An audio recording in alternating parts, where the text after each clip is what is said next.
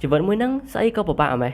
តើភាពពិបាកទាំងអស់ហ្នឹងវាកើតលើតែជីវិតរបស់ខ្ញុំម្នាក់ឬក៏វាកើតទៅលើជីវិតអ្នកផ្សេងដែរណោះហើយមិនបានវាកើតឡើងអញ្ចឹងឬក៏នេះគឺជាធម្មជាតិនៃមនុស្សជាតិយើងដែលត្រូវតែជួបដោយខានមិនបានក៏ប៉ុន្តែមិនមែនមានតែយើងទេដែលមានអារម្មណ៍ថាខ្លួនឯងហ្នឹងដូចជាហត់នឿយក្នុងជីវិតមួយហ្នឹងដល់ហើយមនុស្សយើងជាច្រើនផ្សេងទៀតក៏គាត់មានអារម្មណ៍ថាពេលវេលាណាមួយក្នុងជីវិតរបស់គាត់ហ្នឹងក៏គាត់ធ្លាប់មានអារម្មណ៍ឬក៏ជួបប្រទះនៅបញ្ហាហ្នឹងផងដែរដូចជាអារម្មណ៍ធុញទ្រាន់មានសម្ពាធខ្លាំងឬក៏អស់កម្លាំងផ្លូវចិត្តឬក៏មានអារម្មណ៍ថាជីវិតមួយហ្នឹងកំពុងតែជួបបញ្ហាធ្ងន់ធ្ងរមួយដែលពិបាកដោះស្រាយមែនតើជាពិសេសបើសិនជាយើងកំពុងតែស្ថិតនៅក្នុងដំណាក់កាលមួយ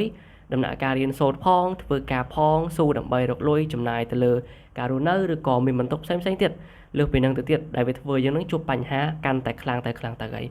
ចោះសួរថាតើមានវិធីសាស្ត្រអ្វីទៅដែលអាចជួយយើងនឹងឲ្យចាក់ចេញពីបញ្ហានេះបានអញ្ចឹងចំណុចទី1គឺការអនុញ្ញាតឲ្យខ្លួនឯងសម្រាកអញ្ចឹងពាក្យថាសម្រាកគឺមានន័យថាយើងត្រូវតែលះបង់រឿងអីផ្សេងចោលឲ្យអស់សិនយើងទុកឲ្យខ្លួនឯងសម្រាកយកកម្លាំងសម្រាប់ខ្លួនឯងសិនយើងបោះចោលនៅអារម្មណ៍ដែលយើងតែងតែគិតថាយើងត្រូវតែខ្លាំងគ្រប់ពេលណាក៏ប៉ុន្តែមនុស្សយើងម្នាក់មិនត្រូវខ្លាំងគ្រប់ពេលទេម៉ាស៊ីនចាស់តែមានពេលក្តៅមានពេលខូចម៉ាស៊ីនតែខូចគឺឈប់ហើយមនុស្សយើងដូចគ្នាតែមានសម្ពាធខ្លាំងតែមានបញ្ហាច្រើនពេកគឺឈប់ហើយឈប់លេងដំណើរការហ្មងហើយអញ្ចឹងម៉ាស៊ីនចេះឈប់បានយើងក៏ត្រូវចេះឈប់ដើម្បីសម្រាកដែរមិនមែនឈប់រហូតទេហើយក៏យើងត្រូវផ្ដោតពេលខ្លួនឯងឲ្យយើងគេងឲ្យគ្រប់គ្រាន់សម្រាប់ឲ្យគ្រប់គ្រាន់សម្រាប់ពេលការងារឬក៏កាត់បន្ថយការគិតឲ្យច្រើនរៀងច្រើនតិចទៅព្រោះការគិតច្រើនវាមិនប្រសើរណាស់ទេដូចតែពាក្យដែលគេតែងតែនិយាយថាគិតឲ្យវែងឆ្ងាយតែកុំគិតច្រើនពេកព្រោះពេលណាដែលយើងគិតច្រើនណាវាមិនមែនជួយឲ្យយើងនឹងកើនគំនិតនៃការគិតទេវាបែរជាអាចនឹងរួចនៅបញ្ហាផ្សេងៗដែលវាធ្វើឲ្យយើងនឹងរាំងស្ទះឧបសគ្គផ្សេងៗហ្នឹងកាន់តែមើលឃើញទៅរឿងដែលយើងមិនទាន់បានធ្វើផងបែរជាចេញនៅឧបសគ្គផ្សេងៗដែលវាធ្វើឲ្យរារាំងនៅ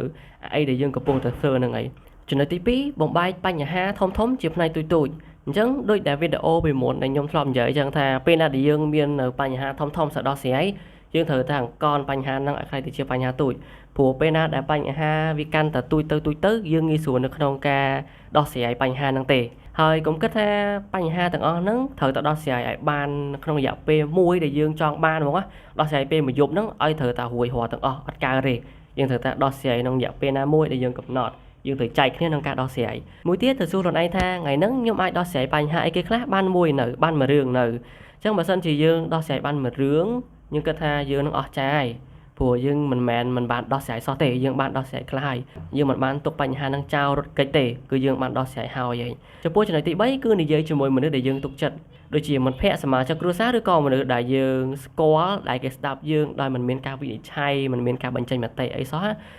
ក៏ប៉ុន្តែស្ដាប់ដោយមិនមានការបញ្ចេញមតិហ្នឹងក៏វាល្អដែរព្រោះពេលខ្លះមនុស្សយើងម្នាក់មានចំណោទចិត្តខុសគ្នាអ្នកខ្លះយើងនិយាយគេស្ដាប់ទៅដើម្បីឲ្យគេជួយបញ្ចេញនៅ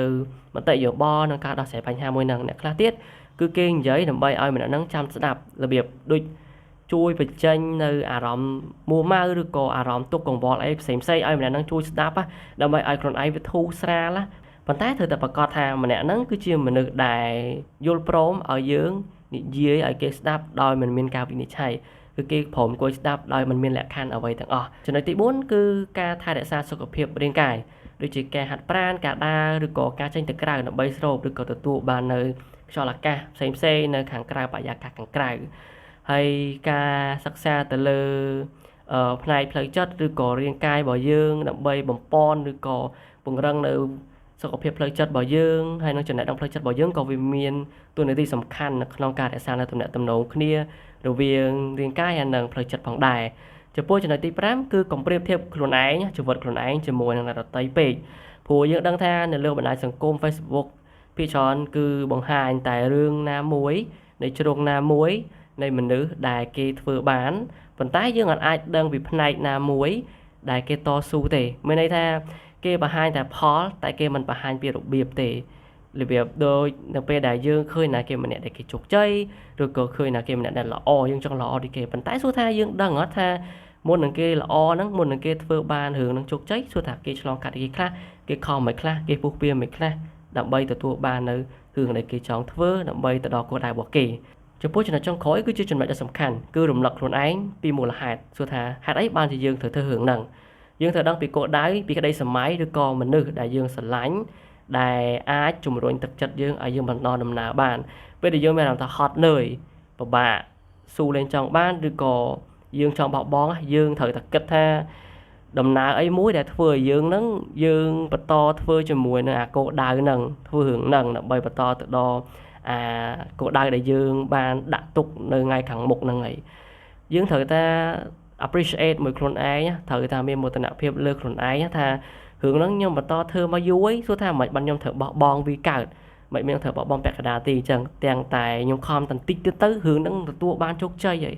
បើសិនជាខ្ញុំបោះបង់ឥឡូវហ្នឹងហ៊ានតែបោះបង់ឥឡូវហ្នឹងខ្ញុំអត់ទទួលបានអីទាំងអស់រឿងដែលខ្ញុំពេលវេលាទាំងលុយកាក់ផ្សេងៗដែលខ្ញុំខំផងពីមុនដើម្បីទៅគោលដៅមួយហ្នឹងត្រូវតែលាយដោយសារតែខ្ញុំបោះបង់ខ្លួនឯងបោះបង់គោលដៅខ្លួនឯងអត់ជឿជាក់លើខ្លួនឯងនឹងឯងអញ្ចឹងអីដែលសំខាន់គឺយើងត្រូវតែដឹងពីគោលដៅក្តីសម័យហើយនឹងជឿជាក់លើខ្លួនឯង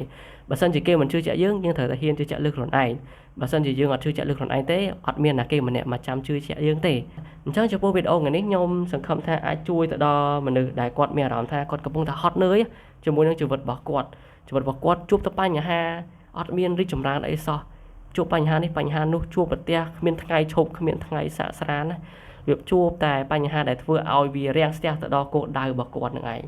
ប៉ុន្តែយើងត្រូវគិតថាមិនមានតែយើងទេតែយើងជួបនឹងអ្នកផ្សេងក៏គេជួបដែរតែគាត់ថាអ្នកផ្សេងគេមានជំនួយអ្នកផ្សេងទៀតក៏មិនមានជំនួយអ្នកផ្សេងគេអាចរកដំណោះស្រាយដោះស្រាយខ្លួនគេបានអ្នកផ្សេងទៀតគឺគេត្រូវបានបោះបង់នៅគោលដៅរបស់ខ្លួនឯងដើម្បីគេចពីបញ្ហាដែលកំពុងតែជួបប្រទះហ្នឹងហើយឃ្លាចុងក្រោយត្រូវចាំថាជីវិតមនុស្សយើងកើតមកមិនមែនត្រូវតែស្រួលរហូតទេបើសិនជាជីវិតមួយហ្នឹងកើតមកស្រួលរហូតវាអត់មានន័យទេតើតែមានការជឿចាប់ទៅជីវិតហ្នឹងវាងាយស្រួលតែសួរថា admin ហ្នឹងចង់ឲ្យជីវិតខ្លួនឯងជួបបញ្ហាអត់ឬក៏មិនបាននិយាយអញ្ចឹងចម្លើយគឺមិនមែនទេប៉ុន្តែយើងត្រូវទទួលស្គាល់ការពិតថាយើងម្នាក់ៗអត់អាចគេចផុតពីបញ្ហាត្រូវទៅជួបបញ្ហាហើយប្រឈមជាមួយបញ្ហាផ្សេងៗទាំងអស់គ្នាគេចមិនផុតទេអញ្ចឹងបើសិនជាយើងប្រឈមបានអ្នកផ្សេងក៏ប្រឈមបានដែរយើងត្រូវតែហ៊ានលើកទឹកចិត្តខ្លួនឯងត្រូវតែជឿជាក់លើខ្លួនឯងពីខ្ញុំ Share SIKE សូមអរគុណនិងសូមជម្រាបលាបាយបាយ